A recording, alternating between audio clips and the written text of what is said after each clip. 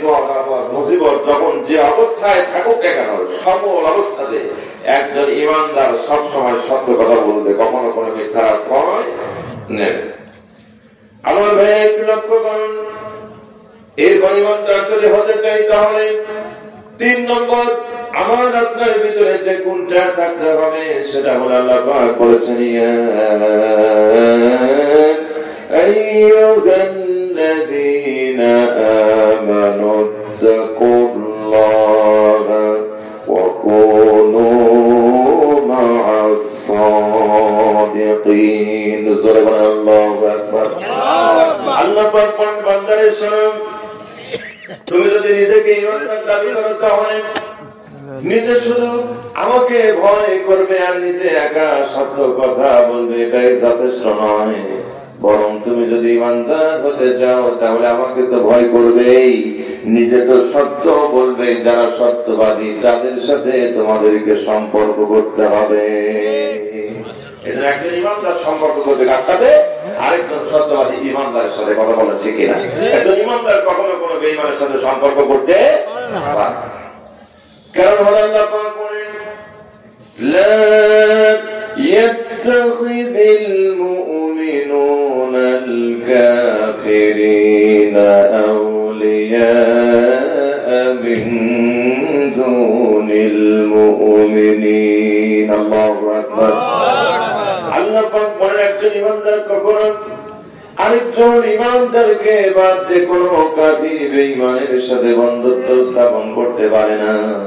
যদি কোনো ব্যক্তি নিজেকে ইমানদার দাবি করে আর কোনো কাফির বেঈমানের সাথে সম্পর্ক করে, আল্লাহ পাক বলেছেন, ওমাইয়া ফাআল যালিকা ফালাইসা মিনাল্লাহ, ওই লোকের সাথে আমি আল্লাহর কোনো সম্পর্ক নাই। তাহলে বুঝে থাক, আমি আপনি যদি নিজেকে ইমানদার দাবি করি আর যদি বেঈমানের সাথে সম্পর্ক করি, আল্লাহ বলছেন তার সাথে আমার কোনো সম্পর্ক নেই। এখন ইমান যে আমরা আনি, সর্বপ্রথম ইমান নিকাল কথা বলেন আলহামদুলিল্লাহ, প্রথমে আমরা ইমান কাছে কার পড়ে আল্লাহ। এখন সে আল্লাহ যদি বলেন যে কোন ব্যক্তি যদি নিজেকে ইমানদার দাবি করে আর বেঈমানের সাথে সম্পর্ক করে, তার সাথে আমার সম্পর্ক নাই, তাহলে কি আমরা ইমানদার থাকতে পারবো? কথা বলেন থাকতে পারবো? কিন্তু আমরা সাধারণ মানুষ তো দূরের কথা, দেখেন আমাদের দেশের সাবেক প্রধানমন্ত্রী যে ছিল, আমাদের দেশ ছেড়ে পার্শ্ববর্তী দেশ ইন্ডিয়াতে আছে, ঠিক না? ওনার আমরা কিছু কিছু কথা কিছু কিছু সময় শুনেছি। উনি কিন্তু এরকম বলেছেন যে আমি প্রত্যহ সকালবেলায়, তারা তো রাতে পড়ে, যে সকালবেলায় কোরআনুল কারীম তেলাওয়াত করি, 5 ওয়াক্ত নামাজ পড়ি, রাতের বেলায় তাহাজ্জুদ করি, এমনকি সকালে কোরআন তেলাওয়াত না করা পর্যন্ত কোনো কাজে হাত দেয় না। এরকম বলছি কিনা বলছে। কিন্তু দুঃখের বিষয়, আপনার এই 5ই আগস্ট যে তার বিদায় হওয়ার পর তার গণভবন লোকজন যখন ঢুকলো তার ভিতরে, ঢোকার পরে তার কাছে আপত্তিকর পোশাক বেরিয়ে এসেছে, কিন্তু একটা কোরআন শরীফ পাওয়া গেছে। কথা কোন একটা কোরআন শরীফ পাওয়া গেছে, একটা হাদিসের বই পাওয়া গেছে, একটা জায়নামাজ, একটা তাসবিহ, কিছু পাওয়া যায় না। এগুলো বলে মানুষকে ধোঁকা দিয়ে বোকা বানানো, নিজের ক্ষমতার মস্তকটাকে পাকাপোক্ত করার ধান্দা করেছিল মাত্র। কথা বলেন ঠিক কিনা? সম্মানিত হাজির, উনি দেখেন এটা আল্লাহ পাক বলছেন যে একজন ইমানদার কোন বেঈমানের সাথে সম্পর্ক রাখতে পারবে না। তা আমরা সাধারণ সম্পর্ক তো দূরের কথা, অনেকে আর্থিক সম্পর্ক করে বসে আছে। যার কথা বলতেছিলাম, প্রধানমন্ত্রীর ছেলে কয়টা? কথা বলেন একটা, নাম কি? সজীবদের জয়, ঠিক না? এই জয় বিবাহ করেছিল কাকে? কোন মুসলমানের মেয়েকে? কথা বলেন মুসলমানের মেয়েকে?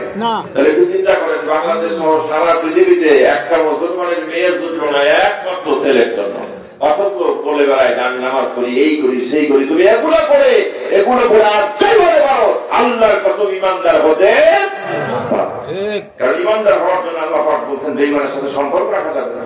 আর তুমি সাধারণ সম্পর্ক না, একেবারে আর্থিক সম্পর্ক করে বসে আছো আর ইমানদার দাবি করো, অত সস্তা ইমান হয়? ইমানদার অত সহজ জিনিস নয় ইমান। সম্মানিত হাজিরিন, যে কথা বলতেছিলেন, ইমানদার যদি হতে চাই তাহলে আমাদের ভিতরে 4 নম্বর যে গুণটা থাকতে হবে সেটা হলো আল্লাহ পাক বলেছেন, ইন্নামাল মুমিনুনা আল্লাযীনা ইযা যুকিরাল্লাহু ওয়াজিলাত কুলুবুহুম ওয়া ইযা তুলিয়াত আলাইহিম عليهم آياته زادتهم إيمانا وعلى ربهم يتوكلون الله أكبر আল্লাহ পাক বলেন যারা ঈমানদার হবে আমার এই ঈমানদার বান্দাগুলোর সামনে যখন আমার নাম স্মরণ করা হবে ঈমানদার বান্দাগুলোর তখন অন্তরগুলো কন্দনরত হয়ে যাবে। আমার ভাইরা এখানে এই ওয়াসিলার শব্দের ব্যাখ্যা আল্লামা ইবনে কাসির রাহিমাহুল্লাহ তাফসীর ইবনে কাসিরের ভিতরে তিনটা অর্থ দিয়েছেন। ওয়াসিলার শব্দের ব্যাখ্যা এক নম্বর যেটা অর্থ করেছেন সেটা হচ্ছে যে যারা একেবারে প্রথম শ্রেণীর ফার্স্ট ক্লাস ঈমানদার হবে এদের সামনে যখন আল্লাহর স্মরণ করা হবে তখন এদের অন্তরগুলো কন্দনরত হবে, ভীত সন্ত্রস্ত হবে, তাদের চোখ দিয়ে পানি পর্যন্ত চলে আসবে। আর দ্বিতীয় পর্যায়ের ঈমানদার যারা হবে এদের সামনে যখন আল্লাহর স্মরণ করা হবে তখন এদের শরীরের লোমগুলো দাঁড়িয়ে যাবে, গায়ের ভিতরে শিউরে উঠবে। আর একেবারে শেষ পর্যায়ে তৃতীয় শ্রেণীর ঈমানদার যারা হবে এরা আল্লাহর স্মরণ এদের সামনে করা হলে এদের অন্তরের ভিতরে ভালো লাগবে, সেটা শোনার প্রতি আরো আগ্রহ জন্ম হবে। আর এই তিনটার একটাও যার হবে না সে যতই নিজেকে মুমিন দাবি করুক আসলে মুমিন হতে পারে। সম্মানিত হাজির, তাহলে লক্ষ্য করুন ঈমানদার যদি হতে চাই তাহলে ঈমানদার যারা হবে তাদের সামনে আল্লাহর নামের স্মরণ করা হলে তাদের অন্তরগুলি কন্দনরত হবে, ভীত সন্ত্রস্ত হয়ে যাবে। আল্লাহ পাক বলেন শুধু তাই নয় ওয়াইদা তুলিয়াত আলাইহিম আয়াতুহু, আর তাদের সামনে যখন আমার কোরআনের আয়াতগুলি তেলাওয়াত করে শোনানো হবে ঈমানদার বান্দাগুলির ঈমানগুলো তখন বৃদ্ধি পেয়ে যাবে। সুবহানাল্লাহ। শুধু ঈমান বৃদ্ধি পাবে তাই নয়, ঈমান বাড়তে বাড়তে এমন একটা পর্যায়ে পৌঁছে যাবে আল্লাহ পাক বলেন তখন আমার ঈমানদার বান্দাগুলো দুনিয়ার কোনো মানুষের উপরে ভরসা করবে না, দুনিয়ার কোন নেতা নেত্রীর উপরে ধারণা ধরবে না, এদেরকে তারা পরোয়া করবে না, তারা শুধুমাত্র কেবলমাত্র ভরসা জ্ঞাপন করবে ওয়ালা রাব্বিহিম ইয়াতাওয়াক্কালুন, তারা শুধুমাত্র ভরসা করবে, তাওয়াক্কুল করবে একমাত্র আল্লাহর উপরে। একজন ঈমানদার কখনো আল্লাহকে বাদ দিয়ে অন্য কারোর উপরে ভরসা করতে পারে না। ঈমানদার ভরসা করবে একমাত্র কার উপরে? আল্লাহর। সাহায্য চাইবে ঈমানদার কার কাছে?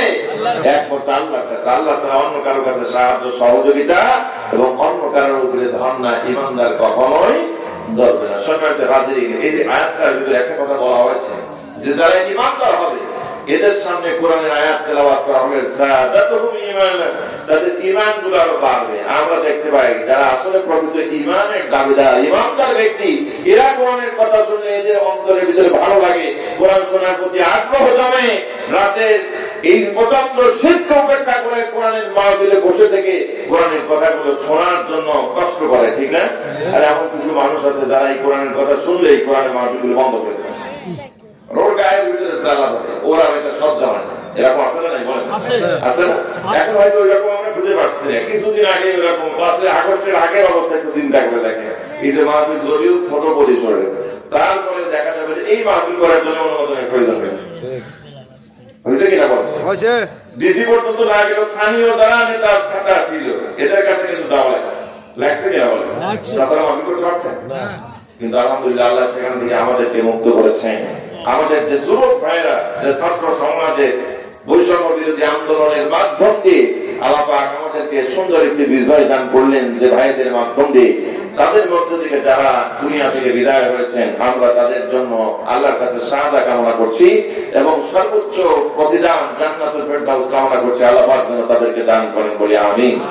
আর যারা এখন অসুস্থ আছেন, অনেকে কিন্তু এখনো পরিপূর্ণ সুস্থ হন, অনেকে হাসপাতালে এখন আছেন, আল্লাহ পাক যেন খুব দ্রুত তাদেরকে সুস্থ হওয়ার মতো তৌফিক দান বলি আমিন। সম্মানিত হাজিরিন, এই যে কথা বলতেছিলাম যে মানুষের মধ্যে দুই শ্রেণীর মানুষ সাধারণত পাওয়া যায়। এক শ্রেণীর মানুষ যারা কোরআন শুনলে শোনার প্রতি আগ্রহ জন্মে, আর এক শ্রেণীর মানুষ আছে ওরা কোরআন শুনলেই, কোরআনের কথা শুনলেই গায়ের ভিতরে জ্বালা। কিভাবে মাহফিলগুলোকে বন্ধ করা যায়, কোরআনের আলোচনা থেকে মানুষদেরকে দূরে সরানো যায় সেই চেষ্টা তারা করে। যেমন আবু জেহেল আবু লাহাব তারা করেছিল, যেই ব্যাপারটা আল্লাহ পাক কোরআনুল কারীমের ভিতরে সুন্দর করে কোট করে দিয়েছে। আল্লাহ পাক বলেন وقال الذين كفروا لا تسمعوا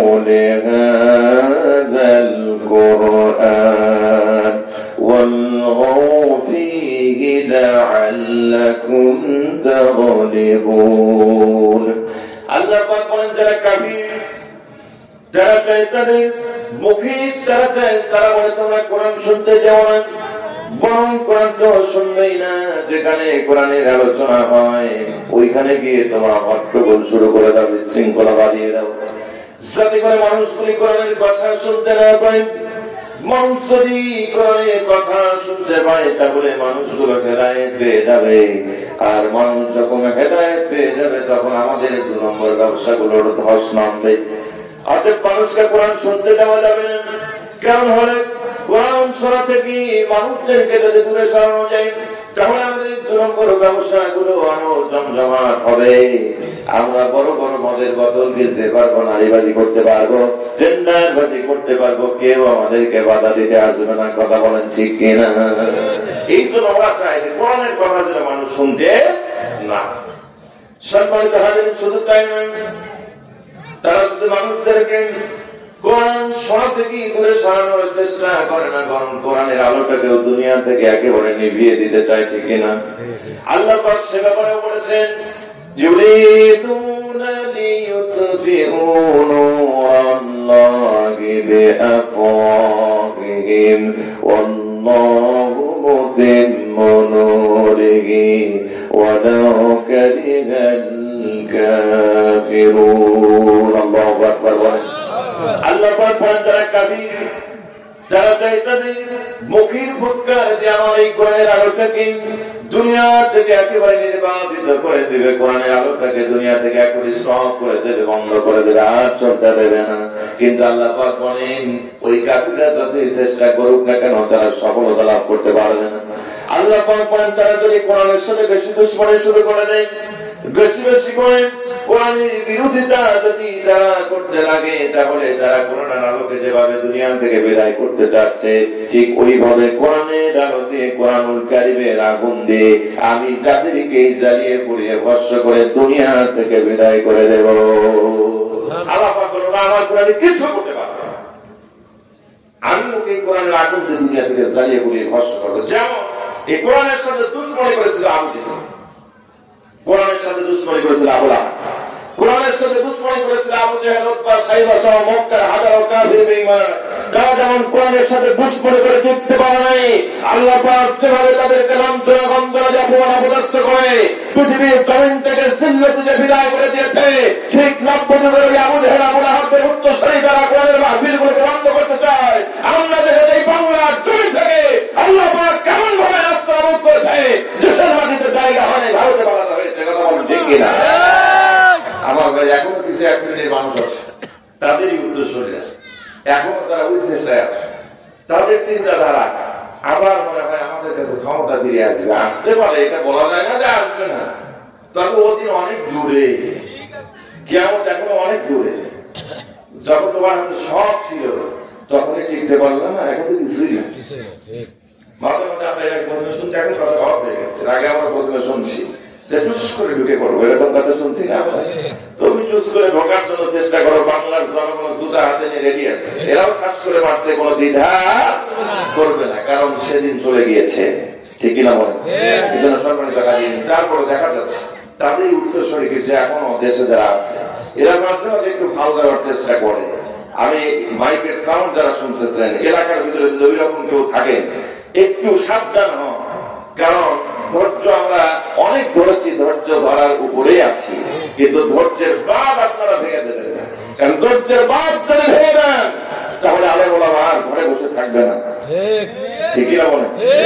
অনুরোধ করছি, এখনো দেশের মাটিতে শান্ত অবস্থায় আছে, আপনারা থাকুন, আমাদের কোনো আপত্তি নাই, তবে বাড়াবাড়ি করার চেষ্টা করবেন না, ফলাফল ভালো হবে।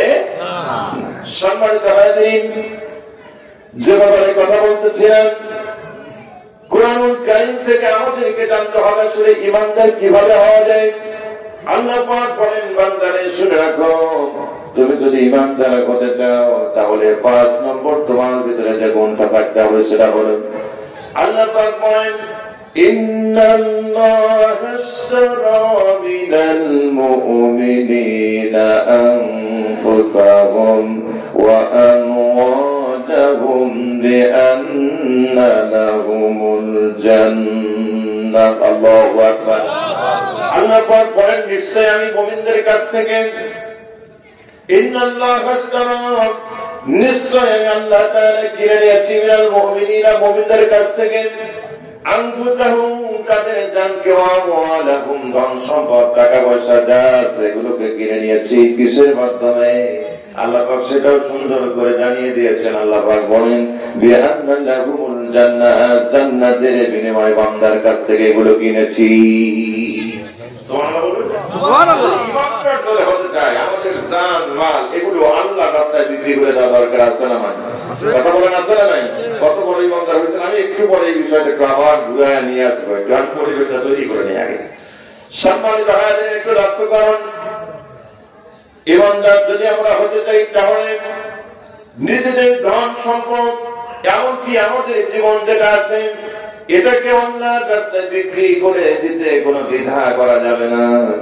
নির্দ্বিধায় নিঃসংকোচে আল্লাহর কাছে আমাদের এই দুটো জিনিস বিক্রি করে দেওয়া দরকার আছে না? ঈমান যে কত দামি জিনিস সেটা যদি শুধুমাত্র আমরা বুঝতে পারতাম, ঈমানের মূল্যটা যদি শুধু বুঝতাম, এটা আল্লাহ চাচ্ছেন যে আমি জান মাল এগুলো ঈমানের মাধ্যমে জান্নাতের মাধ্যমে বান্দার কাছ থেকে কিনেছি। তো প্রকৃতপক্ষে আমরা যদি ঈমানের মর্যাদাটা বুঝতাম তাহলে আমাদের এই জান মালের কোন পরোয়া আমরা কখনোই করতাম না। আমরা চাইতাম যে ঈমানটাকে মজবুত করে আমরা যেন জান্নাতে যেতে পারি। কথা বলেন ঠিক কি না? ঈমান কত দামি জিনিস। একটা হাদিস শোনেন, সাইয়েদনা হযরত মুসা আলাইহিস সালাম আল্লাহ পাকের সাথে সাক্ষাৎ করার জন্য তিনি তুর পর্বতে চলে যেতেন, আল্লাহর সাথে কথাবার্তা বলতেন। আল্লাহ পাকের সাথে তিনি তার প্রয়োজনীয় কথাবার্তা গুলো যখন তুর পর্বতে আদান প্রদান করতেন, একদিন হযরত মুসা আলাইহিস সালাম আল্লাহর কাছে বলছেন, রব্বুল আলামিন, আমি যতক্ষণ পর্যন্ত তুর পর্বতে এসে আপনার সাথে কথা বলি ততক্ষণ আমার বড় ভালো লাগে, অন্তরের ভিতরে বড় পরিতৃপ্তি আমি লাভ করি। কিন্তু যখন আবার আপনার কাছ থেকে আমি চলে যাই, আমি যখন লোকালয়ে মাঝে চলে যাই, ওই সময় এমন কিছু সময় আমার সামনে চলে আসে যখন আমার অন্তরের ভিতরে বড় অশান্তি তৈরি হয়ে যায়, অন্তরের ভিতরে বড় শূন্যতার ভাব তৈরি হয়। তাই আমি তোমার কাছে তোমার কাছে এমন একটা জিকির শিক্ষা চাই, যখন অবসর সময় আসবে আমার অন্তরের ভিতরে যখন অশান্তির ভাব চলে আসবে, অন্তরের মধ্যে যখন শূন্যতা তৈরি হয়ে যাবে, ওই সময় যেন আমি তোমার শেখানো সেই জিকির করতে পারি। আর ওই জিকিরটা করার কারণে আমার অন্তরের ভিতরে আমি যেন তখন শান্তি লাভ করতে পারি। আল্লাহ পাক যখন বলে দিলেন মুসা, তাহলে তুমি বলো লা ইলাহা ইল্লাল্লাহ। হযরত মুসা আলাইহিস সালাম বললেন, রব্বুল আলামিন, এটা তো একটা জেনারেল জিকির, সব মানুষই তো এই জিকিরটা করে। আমি এরকম সাধারণ কোন জিকির তোমার কাছে শিক্ষা চাই না। উরিদু শাইআন তাকুসুনি বি, আল্লাহ আমি তোমার কাছে এমন একটা জিকির শিক্ষা চাই যেটা শুধুমাত্র আমার সাথে সম্পৃক্ত হবে। উরিদু শাইআন, আমি চাচ্ছি ওই রকম একটা জিকির তাকুসুনি বি যেটা শুধুমাত্র আমার সাথে সম্পৃক্ত হবে। একেবারে আমার জন্য নির্ধারিত স্পেশাল একটা জিকির তুমি আমাদের শিক্ষা দাও। আল্লাহ পাক তখন বলেছেন, মুসা শুনে রাখো, এর চাইতে দামি কোন জিকির আমার কাছে চেও না। মুসা শুনে রাখো, এর চাইতে দামি কোন জিকির পৃথিবীতে আর হতে পারে না। মুসা তুমি শুনে রাখো, তুমি যদি এই সাত আকাশ আর সাত জমিন করে দাঁড়িপাল্লা এক পাল্লার মধ্যে উঠিয়ে দাও, আর অপর পাল্লার ভিতরে যদি এই কালিমাটা উঠিয়ে দাও, মুসা শুনে রাখো, এই সাত আকাশ সাত জমিনের চাইতে এই কালিমার পাল্লার ওজন আমার কাছে অনেক বেশি হয়ে যাবে। যে কালিমা ওজন এই সাত আকাশ সাত জমিনের চাইতে আমার কাছে বেশি, সেই কালিমা পড়ে সেই কালিমার আলোকে যদি আমরা নিজেদের জীবন পরিচালনা করতে পারি, আমাদের জীবনটাকে যদি করতে পারি, সেইভাবে গঠন করতে পারি, আমাদের দাম আল্লাহর কাছে কত বেশি হবে চিন্তা করে দেখছেন। অথচ সেই ঈমানটা আমরা যে কোনো সময় সাধারণ কিছু স্বার্থের মাধ্যমে বিক্রি করি, ঈমান থেকে আমরা বঞ্চিত হয়ে যাই। এরকম আপনার নেই। বিশেষ করে এই অবস্থা তৈরি হয় নির্বাচন যখন আছে, অনেক সময় অনেক জায়গায় অনেকভাবে আমরা ঈমান হারা যায়। বিশেষ করে নির্বাচনের সময় আমরা বেশি ঈমান বাংলাদেশের মানুষ প্রার্থী সে যোগ্য হোক চাই না হোক, বদমাস চোর টাকা যা আছে আছে, রাতের বেলায় বাড়িতে গিয়ে যে চকচকে 1000 টাকার একটা নোট দেয়, আমাদের অনেকের ঈমান তখনই শেষ হয়ে যায়। 1000 টাকার কাছে বৃদ্ধি হয় কিনা? আপনি জেনে শুনে একজন অন্যায়কারী লোককে সাপোর্ট করলেন মাত্র 1000 টাকার বিনিময়ে, একটু চিন্তা করে দেখলেন না, ওই লোকটা যখন ক্ষমতার মসনদে বসবে, আপনার আরো কত অধিকার রয়ে গেছে, সে অধিকারগুলো থেকে যে আপনাকে বঞ্চিত হতে হবে, এ চিন্তা করলেন না? আর শুধু ওই অধিকার থেকে আপনি একাই বঞ্চিত হলেন, গোটা এলাকা, গোটা জাতির মানুষদেরকে আপনি সুবিধা ভোগ করা থেকে বঞ্চিত করবেন। আপনি যে অন্যায়টা করলে এর জবাব আল্লাহ দিতে হবে না, জবাব দিতে হবে না। এই জন্য সম্মানিত হাজির, নির্বাচন তো চলে গেছে, আবার যতদিন হায়াত আপনাদের আসবে, যতদিন আমরা হায়াত পাবো, বাংলাদেশ গণতান্ত্রিক দেশ, নির্বাচন একের পর এক আসবে, এটাই স্বাভাবিক, তাই না? তা আমরা নির্বাচনের সময় সাধারণ ভাবে এতদিন যা করেছিল করেছি, নতুন করে আর কোন ভুল আমরা করতে চাই না। আমি বলবো না যে আপনি অমুক দলকে ভোট দেন, এই করেন সেই করেন, সবার বিবেক আছে, বিবেকটাকে কাজে লাগান। যাদেরকে ভোট দেবে আল্লাহর জন্য, আল্লাহর দিন বাস্তবায়ন হওয়ার সম্ভাবনা রয়েছে, তাদেরকে ভোট দেওয়া প্রত্যেকটা মানুষের জন্য নৈতিক দায়িত্ব কিনা বলবো। আপনি জেনে শুনে একজনকে ভোট দিবেন, তাই হবে? আমরা এর আগে স্লোগান দিয়েছে, আমার ভোট আমি দেবো, যাকে খুশি তাকে দেবে, স্লোগান ভোট না, এই স্লোগান রাখা যাবে না। আপনি বলতে পারেন এভাবে, আমার ভোট আমি দেবো, যোগ্য প্রার্থী দেখে দেবো, এইটা বলেন। আপনি যাকে খুশি তাকে দেবেন, সোর বাপমার দেখবেন না, তাকে দেবেন কেন? আপনি দিবেন যে লোকটা যোগ্য, তাকে দিবেন। আমরা যারা এখানে বসেছি সব কি মুসলমান? আমরা ইমানদার দাবি করি না?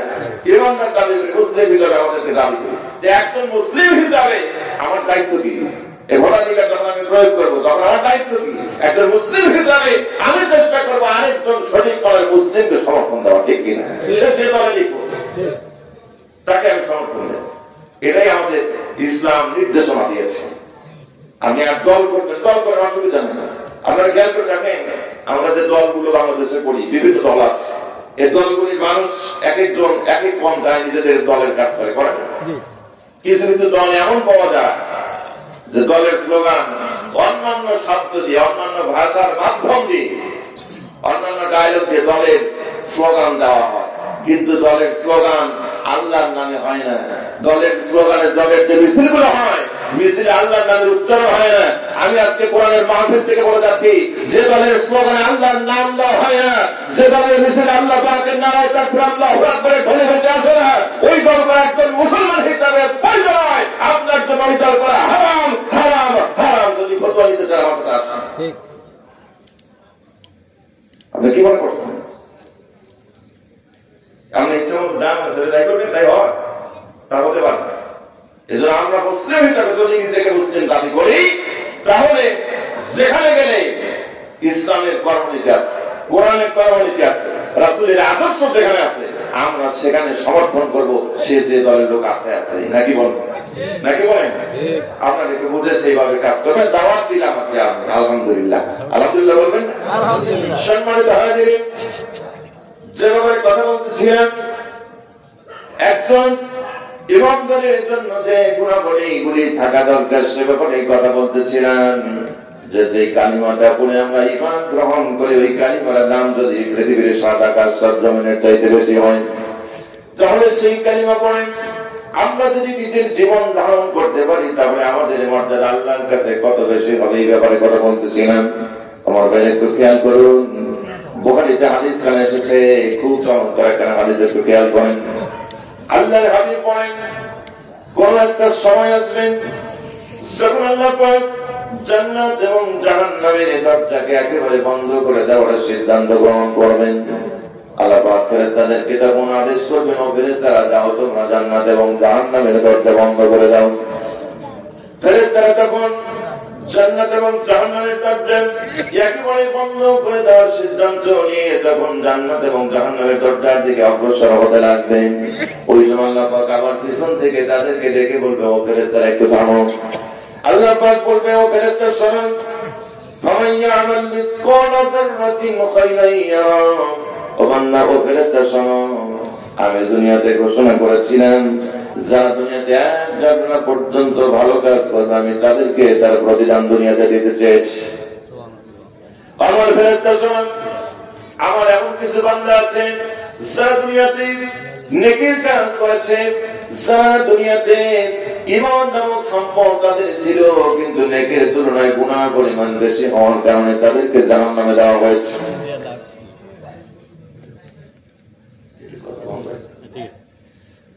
আমার ভাই একটু লক্ষ্য করুন, যে কথা বলতেছিলেন, এমন কিছু আল্লাহ পাক বলবেন, আমার এমন কিছু বান্দা আছেন যারা দুনিয়াতে নেকের চাইতে গুনাহ বেশি করার কারণে তাদেরকে জাহান্নামের মধ্যে দেওয়া হয়েছে, কিন্তু ন্যূনতম হলেও তাদের ভিতরে তো ঈমান ছিল। ঈমান তো বড় দামের জিনিস। আর আমি তো ঘোষণা করেছি এক জাররা পর্যন্ত নেক কাজ করলে তার প্রতিদান আমি দিতে চেয়েছি। এই জাররার ব্যাখ্যায় মুহাদ্দিসগণ বলেছেন, জাররা হচ্ছে একটা সরিষা অথবা একটা বালির কণাকে যদি 70 ভাগে বিভক্ত করা হয়, একটা অংশ যতটুকু হবে এতটুকু বলা হয়েছে জাররা। সুবহানাল্লাহ বলুন। আল্লাহ বলেন ওইরকম এক জাররা পর্যন্ত নেক কাজ যদি কেউ দুনিয়াতে করে তাকে তার প্রতিদান দেওয়া হবে। আল্লাহ পাক তখন জান্নাতের ফেরেশতা মালিককে বলবে, ও মালিক শোনো, এমন কিছু মানুষ জাহান্নামে আছে যাদের গুনাহ বেশি হওয়ার কারণে জাহান্নামে গিয়েছে, কিন্তু ঈমান তো ছিল তাদের ভিতরে, একেবারে ন্যূনতম হলেও ঈমান ছিল। ঈমান তো বড় দামের জিনিস। অতএব তাদেরকে যারা ঈমান যারা রেখেছে, যাদের ঈমান আছে তাদেরকে বের করে জান্নাত দাও। সুবহানাল্লাহ বলুন। আল্লাহ রাব্বুল আলামিন এই ওয়াটার পাওয়ার পরে হাদিস খানে গুরুত্ব দিয়ে বলেন, ফেরেশতা মালিক যখন জাহান্নামের মধ্যে ঢুকে যাবে, ঈমানদার যারা থাকবে জাহান্নামের মধ্যে তাদেরকে বের করে একটা একটা করে নিয়ে জান্নাত দিতে থাকবে। এভাবে করে যখন সবগুলো ঈমানদারদেরকে জান্নাত দেওয়া শেষ হয়ে যাবে, আল্লাহ পাক তখন ফেরেশতা মালিককে বলবে, ফেরেশতা মালিক শোন, জাহান্নামের ঈমানদারদেরকে কি জান্নাতে দেওয়া হয়েছে নাকি? ফেরেশতা মালিক বলবে, রব্বুল আলামিন, হ্যাঁ, জাহান্নামের মধ্যে যতগুলো ঈমানদার ছিল সবাইকে বের করে জান্নাত দেওয়া হয়েছে। আল্লাহ পাক বলবেন, ফেরেশতারে আবার তুমি জাহান্নামে ঢোকো, ভালো করে খুঁজে দেখো একজন ঈমানদার যেন বাদ না থাকে। যারা জাহান্নামের মধ্যে আছে তাদের মধ্যে থেকে আবার তুমি ভালো করে খোঁজো, খুঁজে ঈমানদার যদি কাউকে পাও তাদের নিয়ে তুমি জান্নাত খানা দিয়ে দাও। ফেরেশতা মালিক জাহান্নামের মধ্যে আবার ঢুকবে, খুঁজে খুঁজে দেখবে ঈমানদার কাউকে আর সে পাবে না। জাহান্নাম থেকে বের হয়েছে বলবে, রব্বুল আলামিন, জাহান্নাম তন্ন তন্ন করে খুঁজেছে, জাহান্নামের মধ্যে ঈমানদারের একজন নাই, যারা আছে সবগুলি কাফির। অতএব এখন আপনি জান্নাত এবং জাহান্নামের দরজা বন্ধ করে দেওয়ার সিদ্ধান্ত কেন বহাল করতে পারেন? আল্লাহ পাক তখন থেকে বলবে, ফেরেশতা মালিকরে শুনুন, ও ফেরেশতা মালিক, তুমি একটু ওই জাহান্নামের দরজার পাশে দাঁড়িয়ে কান পেতে লক্ষ্য করে দেখো তো জাহান্নামের মধ্য থেকে কোনো আওয়াজ পাওয়া যায় নাকি। ফেরেশতা মালিক জাহান্নামের দিকে যখন একটু কান পেতে আওয়াজ শোনার জন্য অপেক্ষা করতে থাকবে, কিছুক্ষণের মধ্যেই জাহান্নামের মধ্য থেকে আওয়াজ আসতে থাকবে, সুবহান কুদ্দুস রব্বুনা ওয়া রব্বুল মালাইকাতি ওয়ার রূহ। আল্লাহু আকবার বলেন, আল্লাহু আকবার। যখন এই আওয়াজ ভেসে আসবে, আল্লাহ পাক ডাকতে বলবে, ফেরেশতা মালিককে শুনুন, যেই লোকটাকে জাহান্নামের মধ্যে শত শত হাজার হাজার বছর জাহান্নামের শাস্তি দেওয়া হলো, আর এতদিন শাস্তি পাওয়ার পরে যে লোকটা আমার নামের জিকির জাহান্নামের মধ্য থেকে বন্ধ করতে পারলো না, যে লোকটা আমার নামের স্মরণ এখনো জাহান্নাম থেকে বন্ধ করতে পারলো না, ও ফেরেশতা মালিক বলো তো দেখি লোকটা ঈমানদার হবে না বেঈমান হবে? ফেরেশতা মালিক তো গুনাহগারে জবাব দিয়ে দিবে, রব্বুল আলামিন, লোকটা নিঃসন্দেহে ঈমানদার হবে, কারণ একজন বেঈমানকে এতগুলো দিন শাস্তি দেওয়ার পরে সে কখনো তোমার নাম নিত না, ঠিক না? আল্লাহ পাক তখন বলবে, ফেরেশতা তাহলে অপেক্ষা নয়, তাড়াতাড়ি করে দাও, আমার ওই বান্দাটাকে বের করে জান্নাত দিয়ে দাও। ফেরেশতা মালিক এবার জাহান্নামের মধ্যে ঢুকে যাবে, ওই শব্দ অনুসরণ করে তাকে খুঁজতে থাকবে। এক পর্যায়ে লক্ষ্য করে দেখবে জাহান্নামের এক পাশে সাপ বিচ্ছুরিত স্তূপ হয়ে আছে, যার নিচ থেকে ঘৃণাক্ত আওয়াজটা ভেসে আসছে।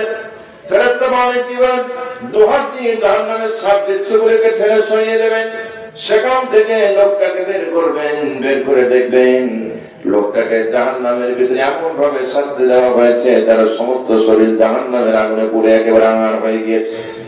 শুধুমাত্র তার চেহারা কেন ভালো আছে, আর চেহারা কেন ভালো থাকার কারণে সে তার চেহারা দিয়ে মুখটা দিয়ে ওই সময় পর্যন্ত আল্লাহর নামের জিকির অনবরত চালু রেখে দিয়েছে। আল্লাহ পাক তখন বলবেন, ফেরেশতারে তার তাড়াতাড়ি জান্নাত দিয়ে দাও। ফেরেশতা মালিক এবার বলবে, ও আল্লাহর বান্দা তাড়াতাড়ি করে বসো, আল্লাহ পাক তোমার ব্যাপারে ঘোষণা করে দিয়েছে, তোমাকে জাহান্নাম থেকে মুক্তি অর্ডার করেছেন। শুধু জাহান্নাম থেকে মুক্তি নন, তোমাকে জান্নাতে যাওয়ার অনুমোদন আল্লাহ পাক দিয়ে দিয়েছে। সুবহানাল্লাহ।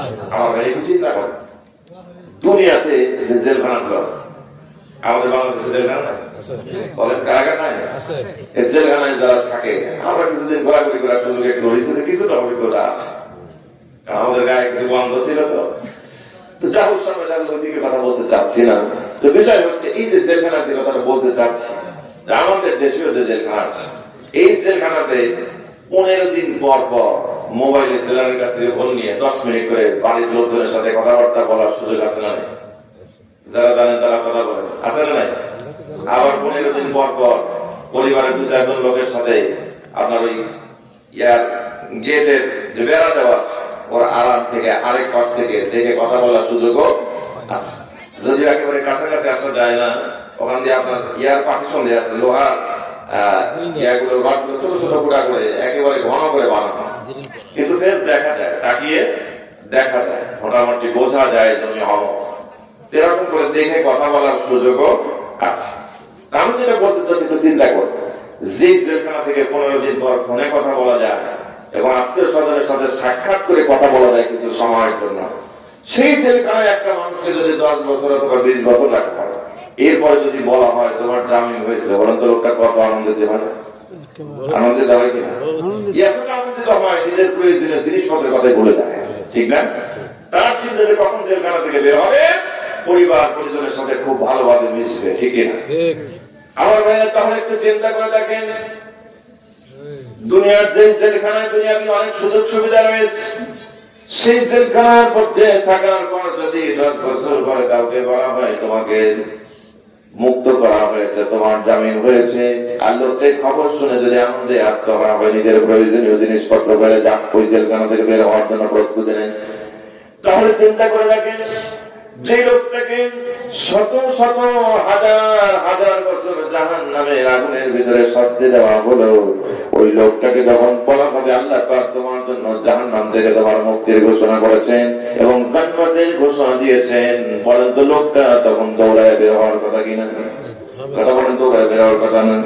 কিন্তু বিশ্বনবী বলেছেন ইয়াখরুজু মিনান নারি হাওয়াম ইয়াকুমু ফিন নারি হুমামা, লোকটা জাহান্নামের ভিতর থেকে দৌড়িয়ে বের হওয়া তো দূরের কথা, এমন ভাবে তাকে জাহান্নামের মধ্যে শাস্তি দেওয়া হয়েছে, লোকটা দৌড়িয়ে বের হওয়া তো দূরের কথা, উঠে যে দাঁড়াবে এই শক্তি তার শরীরের মধ্যে আর থাকবে না।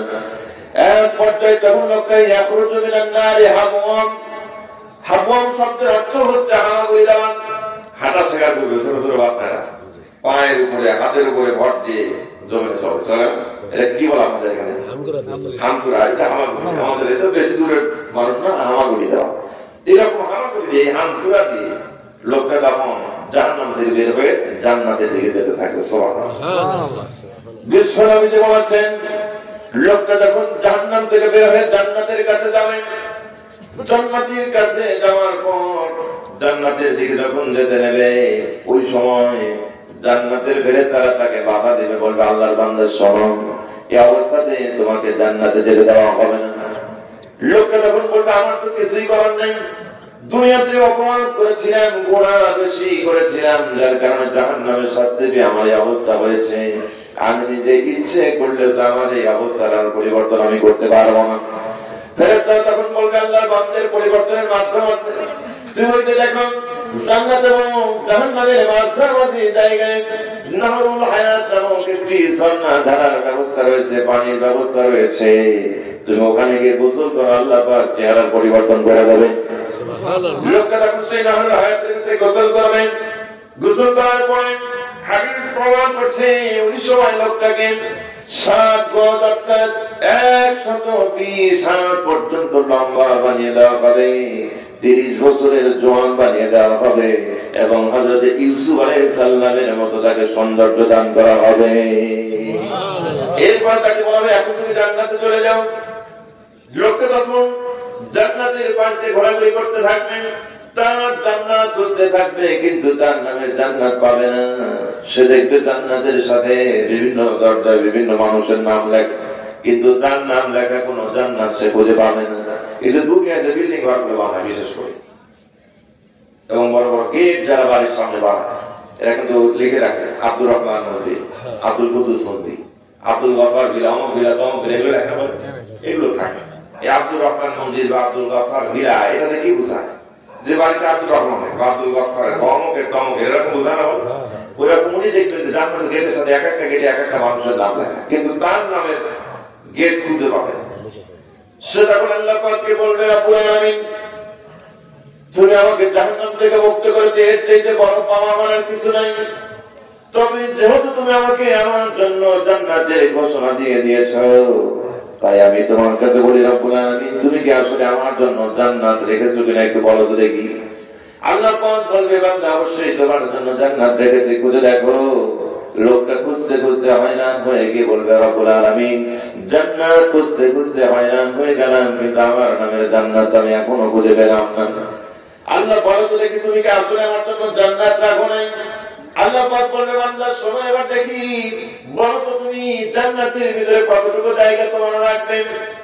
বান্দা জবাব দিবে, রব্বুল আলামিন জান্নাতে খুব বেশি জায়গা আমার দরকার নাই, কোন রকম করে যেন থাকতে পারি এরকম অল্প একটু জায়গা হলে আমার জন্য যথেষ্ট হয়ে যাবে। আল্লাহ পাক তখন ডাকতে বলবে, বান্দারে শোনো, একেবারেই দুনিয়াতে তোমার চাইতে নিম্ন মানের ইমানদার একজন ছিল না, তুমি বলে সব চাইতে নিম্ন মানের ইমানদার ছিলে। বান্দার সময় একেবারে নিম্ন পর্যায়ের ইমানটা তোমার ভিতরে থাকার কারণে বান্দার জান্নাতে অল্প একটু জায়গা নয়, তুমি শুনে রাখো, তুমি যে দুনিয়ার মধ্যে ছিলে ওই রকম একটা দুইটা নয় 10 দুনিয়ার সমপরিমাণ জান্নাত আমি আল্লাহ তোমার জন্য বানিয়ে রেখে দিয়েছি।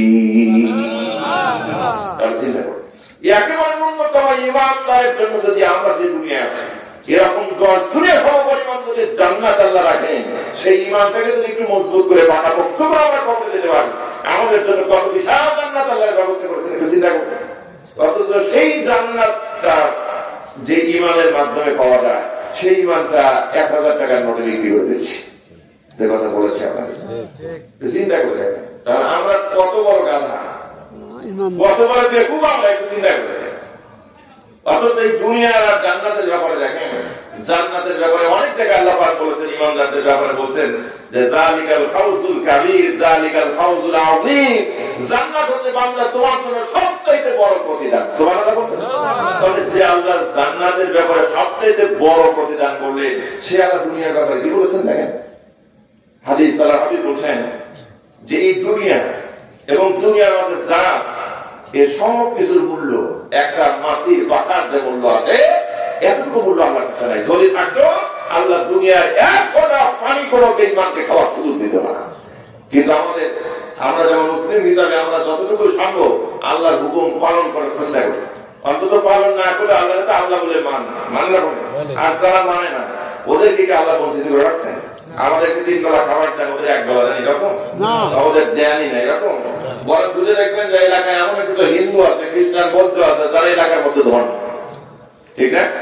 তাছাড়া যদি দুনিয়ার মূল্য যদি আল্লাহর কাছে থাকতো, তাহলে তো মুসলমানদেরকে কিছু দিলে ওদেরকে দেওয়ার কথা ছিল, কিন্তু ওদেরকে দিয়ে রাখবে কিনা? এর মানে আসলে হাদিস তো কখনো মিথ্যা নয়, এটা সত্য। তারপরে একটু উদাহরণ করে বিবেচনা করি, আমরাই বোঝা যায় যে আসলে এই দুনিয়ার মূল্য আল্লাহর কাছে কিছুই নাই। যদি থাকতো আল্লাহ এগুলো ভোগ করার সুযোগ কোনো বেঈমানকে দিত না। সম্মানিত হাজিরিন, যে ব্যাপারে কথা বলতেছিলাম ইমানের বিষয়ে, ঈশ্বর আমরা ইমানদার যদি হতে চাই, তাহলে আমাদের জান মাল এগুলোকে বিক্রি করে দিয়ে ইমানের জন্য আমাদের প্রস্তুত থাকা দরকার আছে না? এই জন্য যারা ইমানের দাম বুঝেছে, ইমানের মর্যাদা বুঝেছে, নিজের জীবন দিয়েছে, কিন্তু ইমান থেকে এক চুল দূরে সরেন নাই। কথা বলেন ঠিক কিনা? শেষ করে আলোচনা কি বলবো, 12টা প্রায় বাজছে, শেষ করে দেবো।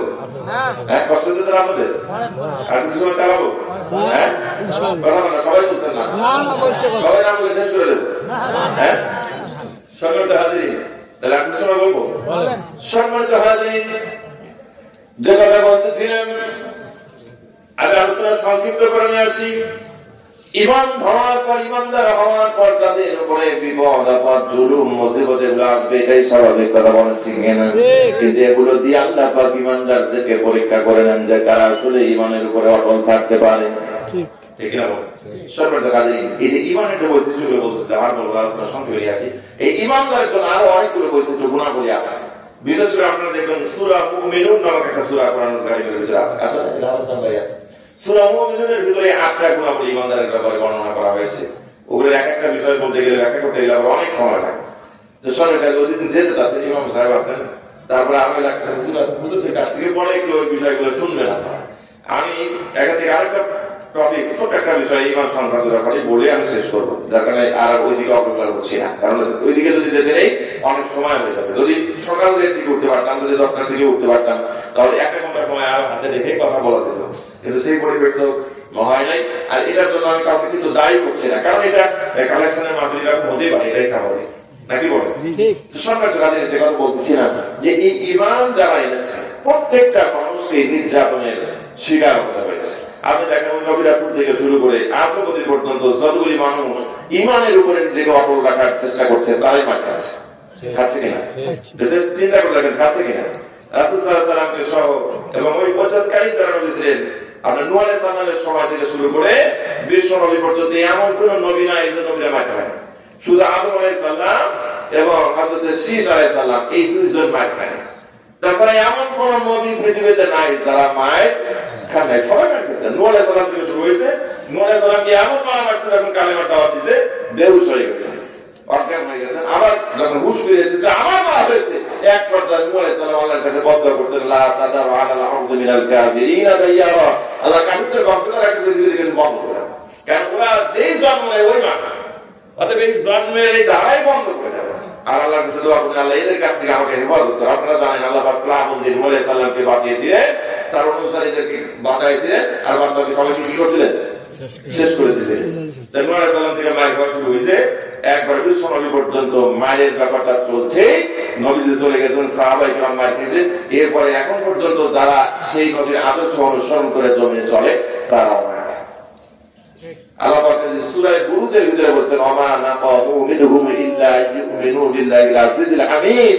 এই মুমিনদের সাথে, ঈমানদারদের সাথে যে এই অকথ্য আচরণ করা হয়, তাদেরকে যে নির্মমভাবে শাস্তি দেওয়া হয়, তাদের উপর যে জুলুম নির্যাতন করা হয়, জেল দেওয়া হয়, জুলুম করা হয়, খুন করা হয়, খুন করা হয়, আজকে ঝোলানো হয়, এদেরকে কেন ঝোলানো হয়? এদের অপরাধটা কি? আল্লাহ পাক বলেছেন এদের কোনো অপরাধ নাই, এদের অপরাধ একটাই, এরা মহা পরাক্রমশালী প্রশংসনীয় আল্লাহর প্রতি ঈমান রয়েছে, এটাই হলো অপরাধ, এছাড়া কোনো অপরাধ নাই। তারা ওই আল্লাহর উপরে ঈমান এনেই শুধু ক্ষান্ত হন নাই, তারা জমিনে প্রচার করতে শুরু করেছেন, আলা লাহুল খালকু ওয়াল আমর, জমিন যার হুকুম চলবে তার, জমিনে পাঠিয়েছেন যে সবকিছু নির্দেশনা মানতে হবে তার।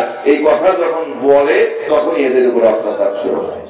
যেমন আপনার জীবনের দিকে একটু তাকান, আল্লাহ হাফিজ সাল্লাল্লাহু আলাইহি ওয়াসাল্লাম কথা দেখেন, আর হাবিবের বয়স যখন 17 বছর, তখন তিনি মক্কাতে একটা সংগঠন তৈরি করলেন, নাম দিলেন হিলকুল ফুজুল। নাম দিলেন কি?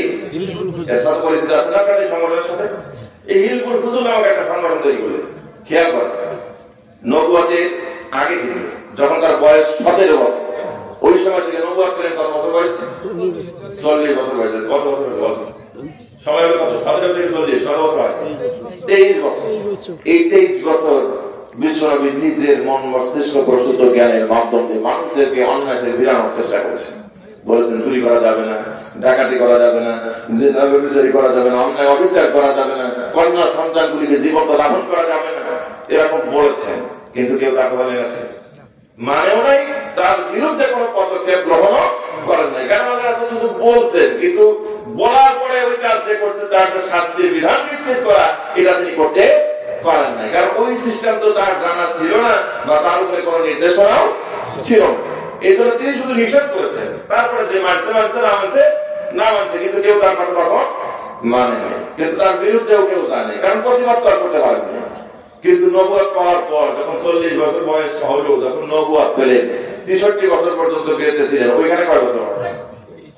ওখানেও 23। হিসাবটা মিলাই দেখেন যে কত তফাৎ। আগে দাওয়াত দিলেন 23 বছর, সবাই দাওয়াত মানলো না, তার উপরে কোনো অত্যাচার নির্যাতন হলো না। পরবর্তী 23 বছর এসে যখন দাওয়াত দিলেন যে জেনা করা যাবে না, শুধু জেনা করা যাবে না এতটুকু নয়, জেনা করলে তাকে 100 বেঁধে রাখা করা, যদি অবিবাহিত পুরুষ নারী হয় 100 বেঁধে রাখা, যদি বিবাহিত হয় কোমর পর্যন্ত গিয়ে পাথর মেরে রসন করে যাই। এই আইন যখন পাস করতে রাখলেন, চুরি করা যাবে না আগে বলেছেন, কিন্তু চুরি করলে কি হবে সেটা বলেন নাই, যার কারণে তার বিরুদ্ধে কোনো কথা বলা হয় নাই। কিন্তু যখন আল্লাহ পাক করেন আয়াত নাযিল করে বিশ্বনবীকে নবুয়ত দেওয়ার পর বললেন যে নবী শুধু চুরি করা যাবে এর কথা বললে হবে না, বরং বলে দেন চোর যদি চুরি করে সে নারী হোক আর পুরুষ হোক তার হাতে দেওয়া।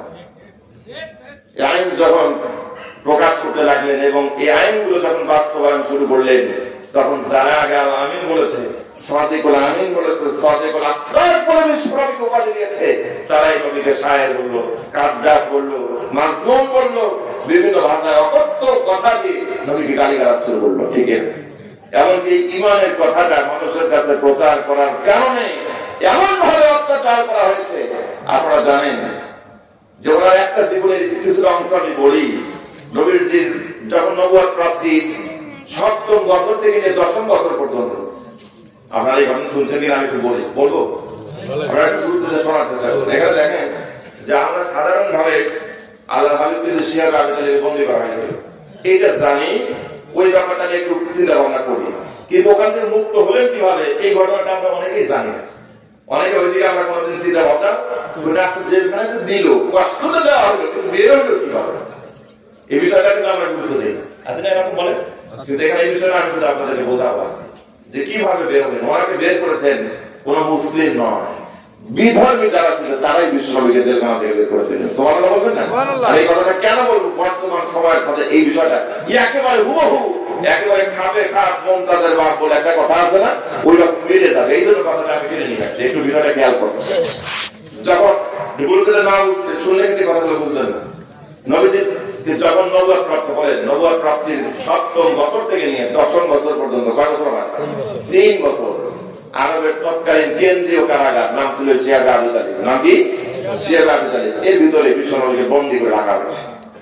এই শিহাবে আবু তালিবের ভিতরে ৩ বছর বন্দী করে রাখার পর প্রথম বছরে যখন বন্দী করা হলো, তার আত্মীয় স্বজন যারা ছিলেন বাইরে, শুধু আল্লাহ হাবিবকে একাই নয়, ওনাকে সহ আরো ৫৩ জন সদস্যকে শিহাবে আবু তালিবে বন্দী করা হয়েছে। এই ৫৩ জনের মধ্যে ৭ জন ছিলেন নারী, 2 জন ছিল শিশু বাচ্চা, আর বাদ বাকি সবাই প্রাপ্তবয়স্ক পুরুষ মানুষ। এদেরকে যখন শিহাবে আবু তালিবে বন্দী করা হলো, ওনাদের আত্মীয় স্বজনেরা বাড়িতে যারা ছিলেন, তারা বাড়ি থেকে খাবার নিয়ে এনে সেখানে পৌঁছায় দেয়। আমাদের আল্লামা দেলাওয়ার হোসেন সাঈদীর জীবনের সাথে এখানকার এই রাসূলের এই কারা জীবনীটা একেবারে সুন্দর মিল আছে। আমি ট্রাস্ট দেবো, শোনেন। তো বাইরে থেকে যখন খাবার দেওয়া হতো, খাবার দিতে দিতে 1 বছর প্রায় শেষের দিকে চলে আসলো, আবু জেহেল এবার বললো যে বাইরে থেকে যারা খাবার দেয় আজ থেকে আর খাবার দেওয়া যাবে না, খাবার দেওয়া বন্ধ। আবু জেহেল ওই সময় খাবার দেওয়া বন্ধ করেছিল। আর আমাদের দেশের আবু জেহেল আল্লামা দেলাওয়ার হোসেন সাঈদীর জন্য দোয়া করাকে নিষিদ্ধ করেছে, ঠিক না? দোয়া করাকে নিষিদ্ধ করা হয়েছিল। আচ্ছা সম্মানিত কাজে আমাকে একটা ইঙ্গিত দেওয়া হয়েছে, আমি জানি ওই বিষয় থেকে আমাকে ফিরতে হবে, তারপরে দেওয়া হয়েছে আমাকে নতুন করে স্মরণ করা হয়েছে, কমিটিকে ধন্যবাদ জানাচ্ছি। তো সম্মানিত কাজে যে বিষয়ের কথা বলতেছিলাম একটু খেয়াল করবেন। এই নবুয়ত পরপর যখন তাকে জেলখানা দেওয়া হলো, 1 বছর যখন বাইরের খাবার দেওয়ার পর যখন বাইরে থেকে খাবার বন্ধ করা হলো, যা খাবার দেওয়া যাবে না, এই আবু জেহেলের একজন উপদেষ্টা ছিল, নাম ছিল হিশাম ইবনে আমর। নাম কি ছিল? হিশাম ইবনে আমর। এই হিশাম ইবনে আমর ছিল আবু জেহেলের প্রধান উপদেষ্টা। এই হিশাম ইবনে আমর তখন বলছে, লোকটা যদিও কাফের, এরপরেও আল্লাহর নবীর প্রতি তার একটু মায়া মমতা ছিল, ভালোবাসা ছিল। এই হিশাম ইবনে আমর তখন বলছে যে আবু জেহেল সময় এদের উপরে যদি খাবার বন্ধ করে দাও তাহলে এরা না খেয়ে মারা যাবে। অর্থাৎ তুমি যত বাইরে থেকে খাবার বন্ধ করেছো, তাহলে এদের জন্য রাষ্ট্রীয়ভাবে খাবারের ব্যবস্থা করো। আবু জেহেল তখন বলল ঠিক আছে, এদের জন্য রাষ্ট্রীয়ভাবে খাবার ব্যবস্থা করা হবে। রাষ্ট্রীয়ভাবে খাবার দেওয়া শুরু হয়ে গেল, বাহিরের খাবারকে বন্ধ করে দেওয়া হলো। এভাবে করে 2য় বছর যখন শেষের দিকে চলে আসলো, আবু জেহেল তখন আবার নতুন করে ষড়যন্ত্রের জাল চাললো। আবু জেহেল তখন বললেন রাষ্ট্রীয়ভাবে যে খাবার দেওয়া হতো খাবারগুলো বন্ধ করতে হবে। আবু জেহেল রাষ্ট্রীয়ভাবে যে খাবার দেওয়া হতো খাবার দেওয়াকে বন্ধ করে দিল। খাবার যখন বন্ধ করে দেওয়া হলো, এই যে হিশাম ইবনে আমর আবু জেহেলের প্রধান উপদেষ্টা, লোকটা তখন চিন্তার মধ্যে পড়ে গেল। লোকটা তখন চিন্তা করছেন, আবু জেহেল যদি এভাবে খাবার বন্ধ রাখে তাহলে মুহাম্মদ সাল্লাল্লাহু আলাইহি ওয়াসাল্লাম সহ 53 জন সদস্য জেলখানার মধ্যে না খেয়ে মারা যাবে। এই বিষয়টা যদিও হিশাম ইবনে আমর কাফি, তারপরেও বিষয়টা তার কাছে পছন্দনীয় বলে না, ভালো লাগলো না। হিশাম ইবনে আমর এদিকে আবু জেহেলকে বলার পর আবু জেহেল শুনছেন। এক পর্যায়ে হিশাম ইবনে আমর তাদের চিন্তায় চিন্তিত হয়ে নিজের খাওয়া দাওয়া ছেড়ে দিয়েছেন। নিজে ভালোভাবে ঘুমাতে পারেন না, বিশ্রাম করতে পারেন না। ওনার স্ত্রী কয়েকদিন এই অবস্থা থেকে বললেন স্বামীর শোনেন, রাতের বেলা স্ত্রী বলছেন স্বামী শোনেন, কয়েকদিন হলো দেখছে আপনি ঠিক মতো খাবার গ্রহণ করেন না এবং ঘুমানো না, এর কারণ কি একটু আপনি আমাদের বলেন। এই হিসাবে আমার তখন তার স্ত্রীকে বলছে, বিবিরে শোনো, ওই যে মোহাম্মদ সহ 53 জন সদস্যকে জেলখানার মধ্যে বন্দী করা হয়েছে, ওই 53 জন সদস্যকে আপনি জেলখানার ভিতরে না খাওয়ায় মেরে ফেলার ষড়যন্ত্র করেছে। বিবির ইতিমধ্যে তাদের মধ্যে কোন দশা তৈরি হয়ে গিয়েছে। বিবিরে শোনো, আমি লক্ষ্য করে দেখেছি ওই জেলখানার মধ্যে খাবার না থাকার কারণে বিশ্ব নবিশ 53 জন সাথী জেলখানার ভিতরে গাছপালার লতা পাতাগুলি ছাল বাকলগুলি খেয়ে নিজের জীবন ধারণ করছে। বিবির আমি দেখতে পাচ্ছি গাছপালা খেয়ে জীবন ধারণ করার কারণে তাদের অনেকের প্রস্রাব পায়খানা পর্যন্ত বকরির মতো হয়ে গিয়েছে, অনেকের প্রস্রাব যে ব্লিডিং শুরু হয়ে গিয়েছে, রক্ত আসতে শুরু করেছে। ছোট্ট ছোট্ট বাচ্চাগুলি মায়েদের খাবার না থাকার কারণে বুকের দুধ পর্যন্ত শুকিয়ে গিয়েছে, বাচ্চাগুলো খাবার পাচ্ছে না। বাচ্চাগুলি খাবার না পাওয়ার কারণে চিৎকার করে এমন ভাবে কান্না করছে, তাদের কান্নার আওয়াজে যেন আকাশ বাতাস একেবারে মুখরিত হয়ে যাচ্ছে। এই বিষয়গুলো আমি চিন্তা করছি।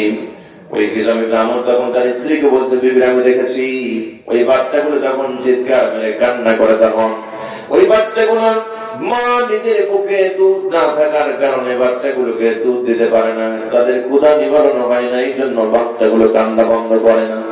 আমি লক্ষ্য করে দেখেছি বাচ্চাগুলি যখন অত্যন্ত তীব্র বেগে কান্না শুরু করে, তখন তাদের মা ওই বাচ্চাগুলির মুখের মধ্যে নিজের ঠোঁটটা ঢুকায় দেয়, আর বাচ্চাগুলি মায়ের ঠোঁট চুষে চুষে কিছু সময় স্থির থাকে, কান্না বন্ধ করে দেয়, কিন্তু এতে পেট ভরে না, যার কারণে বাচ্চাগুলো আরো চিৎকার মেরে কান্না শুরু করে। বিবির এই দৃশ্যগুলো দেখে আমি নিজেকে ধরে রাখতে পারছি না, কারণ বিশ্বনবী মুহাম্মদকে যখন জেলখানায় বন্দী করা হয়েছিল, তখন আবু জেহেলের সাথে আমাদের পরামর্শ ছিল, আমরা তখন একজন দুইজন নয়, আমরা 15 জন সদস্য মিলে দারুন নাদওয়াতে আবু জেহেলের সংসদ ভবনের মধ্য থেকে আমরা আইন পাস করেছিলাম। আমরা যে আইন পাস করেছিলাম সেই আইনটা ছিল এরকম যে আইনের দ্বারা আল্লাহ পাক কোরআনুল কারীমের ভিতরে সুন্দর করে ঘোষণা করেছেন।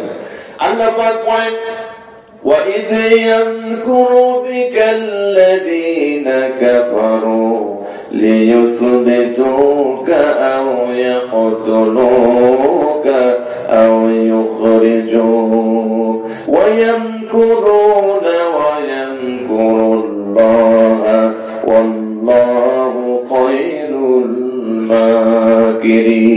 আল্লাহু আকবার। এই হিসাবে আমরা তখন 3টে ষড়যন্ত্রের বিল উত্থাপন করে মোহাম্মদকে জেলখানায় বন্দী করেছি। তার প্রথম নম্বর আমাদের ষড়যন্ত্র ছিল তাকে মৃত্যু কারাদণ্ড দেওয়া হবে, অথবা দ্বিতীয় নম্বর আমরা যে চিন্তা করেছিলাম, যে সিদ্ধান্ত নিয়েছিলাম, সেটা হলো তাকে একেবারে হত্যা করে ফেলা হবে। 3 নম্বর সিদ্ধান্ত যেটা আমরা নিয়েছি, তার নাগরিকত্বটা ক্যান্সেল করে তার দেশ অন্তর করে দেওয়া হবে, দেশের মাটি থেকে তাকে তাড়িয়ে দেওয়া হবে।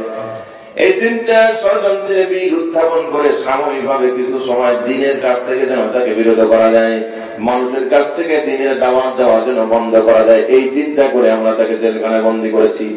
কিন্তু বিষয়টা পাল্টে দিয়েছে আবু জেহেল, তাদেরকে এখন একেবারে মেরে ফেলার সিদ্ধান্ত নিয়ে জেলখানার ভিতরে খাবার দেওয়া বন্ধ করে দিয়েছে। লোকগুলি এভাবে করে না খেয়ে এখন মারা যাওয়ার মতো উপক্রম হয়েছে, যার কারণে ওই চিন্তায় আমি ঘুমাতেও পারছি না, ঠিক মতো খাবার দাবার গ্রহণ করতে পারছি না। হিসাবে আমার স্ত্রী বলেন, তাহলে আপনি কি করতে চান বলেন? এই হিসাবে আমার তখন বলেন, বিবিরে দোয়া করো, আমি দেখে আজকে রাতের বেলায় বের হই, দেখি তো মুহাম্মাদের জন্য আমি কোনো কিছু করতে পারি নাকি। হিসাবে আমার তখন রওনা করলেন, তিনি প্রথমে রওনা করলেন হযরত জুহাইর ইবনে আবু উমাইয়ার বাড়ির দিকে। এদিকে জুহাইর ইবনে আবু উমাইয়া, জুহাইর ইবনে আবু উমাইয়া ছিল আবু জেহেলের অর্থনৈতিক দালাল, বিভিন্ন দোকান পাটে ব্যবসা প্রতিষ্ঠানে গিয়া জোর জোর করে রাস্তানি করে মাঠ জোর করে টাকা পয়সা গুলো নিয়ে নিত, তার কিছু অংশ সে নিজে নিয়ে তার জীবিকা নির্বাহ করতো, আর বাকি অংশ আবু জেহেলকে দিত। এভাবে করেছে তার সংসার চালাতো। যেমন আমাদের এই আগের সরকারের লোকজন এরকম করছে, এখনো কিছুটা বলতেছে। আমি আর ওইভাবে না বলে, আপনারা সচেতন মানুষ জানেন ভালো, তো যা হোক সরকার যে কথা বলছি না, এই জোহাইর ইবনে আবু উমাইয়া আবার প্রকারণ করে আল্লাহর হাবিবের দুধ ভাই ছিলেন। সুবহানাল্লাহ বলবেন না? একদিকে আবু জাহেলের চামচা আর একদিকে রাসূলের দুধ ভাই। আল্লাহর হাবিব সাল্লাল্লাহু আলাইহি ওয়াসাল্লামকে যখন হালিমাতুস সাদিয়া রাদিয়াল্লাহু তাআলা আনহা লালন পালন করতেছিলেন, বিষয়টা কি আপনাদের কাছে ভালো লাগছে? একটু তাহলে গুরুত্ব দিয়ে শুনুন। আমি শুনে তারপরে ওনারা যা বলছেন আমি সেদিকে যাব। সম্মানিত হাজির, এই বিষয়ে খেয়াল করুন। এই জোহাইর ইবনে আবু উমাইয়ার ছিল, ওই মা ছিল হালিমাতুস সাদিয়া রাদিয়াল্লাহু তাআলা আনহার আপন বোন। আল্লাহর হাবিব যখন হযরত হালিমার ঘরে লালন পালন করছিলেন, ওই সময় হযরত হালিমাতুস সাদিয়া অসুস্থ হন। প্রচন্ড অসুস্থতার কারণে আল্লাহ হাবিবকে আর ভালোভাবে লালন পালন করতে পারছিলেন না। তখন তিনি তার বোন এই জোহাইর ইবনে আবু উমাইয়ার মাকে বললেন যে, বোন, আমি আমার এই মুহাম্মদকে ঠিক মতো লালন পালন করতে পারছি না অসুস্থতার কারণে। তা আমার এই মুহাম্মদ আর তোমার জোহাইরের বয়স প্রায় সমসাময়িক। আমি সুস্থ হওয়া পর্যন্ত যদি তুমি একটু মুহাম্মদকে লালন পালন করতে, আমি বড় উপকৃত হলাম। তার বোন তখন বলেছে, ঠিক আছে, মুহাম্মদকে আমার কাছে দিয়ে দাও। আল্লাহ হাবিবকে নিয়ে তখন এই জোহাইর ইবনে আবু উমাইয়ার মা 7 দিন পর্যন্ত নিজের বুকের দুধ পান করিয়েছিলেন। এদিকে এই হিসাবের নামও যখন জোহাইর ইবনে আবু উমাইয়ার বাড়ির দিকে রওনা হয়েছে, জোহাইর ইবনে আবু উমাইয়ার বাড়ির দিকে রওনা হওয়ার পর ওই রাত্রিবেলায় জোহাইর ইবনে আবু উমাইয়া এবার ঘরের মধ্যে যখন ঢুকেছে, তার মা তখন ঘরের মধ্যে অসুস্থ অবস্থায় বিছানায় পড়ে আছে, একেবারে মৃত্যু শয্যায় সজ্জিত, একেবারে অসুস্থ অবস্থায় যখন বিছানায় পড়ে আছে। ওই অবস্থায় জোহাইরের মা শুনেছে মুহাম্মদকে সহ 53 জন সদস্যকে আবু জাহেল জেলখানার মধ্যে না খাওয়া মেরে ফেলার ষড়যন্ত্র করেছে। জোহাইর যখন বাড়িতে এসেছে, জোহাইরের মা তখন বলছে, বাবা জোহাইর, শুনেছি আবু জাহেল নাকি মুহাম্মদকে মেরে ফেলার ষড়যন্ত্র করেছে। বাবা জোহাইর, শোনো, তুমি যেমন আমার দুধ পান করে দুনিয়াতে বড় হয়েছ, ঠিক তেমনই ভালোই মুহাম্মদও কিন্তু আমার দুধ পান করে বড় হয়েছে। সে কিন্তু তোমার দুধ ভাই। তুমি তো আবু জাহেলের বড় একটা দায়িত্বে আছো, আবু জাহেলের বড় মাস্তান তুমি। বাবার তাই তোমাকে বলছি, যদি পারো ওই মুহাম্মদকে, তোমার দুধ ভাই মুহাম্মদকে জেলখানা থেকে মুক্ত করে নিয়ে আসো। জোহাইর কোনো কথা বলে না, কারণ জোহাইর জানে এটা আমার দ্বারা সম্ভব হবে না। জোহাইর কোনো কথা বলে না। জোহাইরের মা বুঝতে পেরেছে আমার জোহাইরকে দ্বারা এটা হবে না। জোহাইরের মা তখন বলছে, বাবা বুঝেছি, তোমার দ্বারা এটা সম্ভব হবে না, তবে আমি মা হয়ে তোমাকে 2 নম্বর নসিহত যেটা করছে সেটা হলো, শোনো, ও জোহাইর, কথা না, তুমি যদি মুহাম্মদকে জেলখানা থেকে মুক্ত করতে না পারো, তাহলে আমার দ্বিতীয় নসিহত হলো, কথা দাও, জীবনে আর কোনোদিন আবু জাহেলের চামচামি করতে যেতে পারবে না। জোহাইর তাও কোনো কথা বলে না। জোহাইরের মা এবার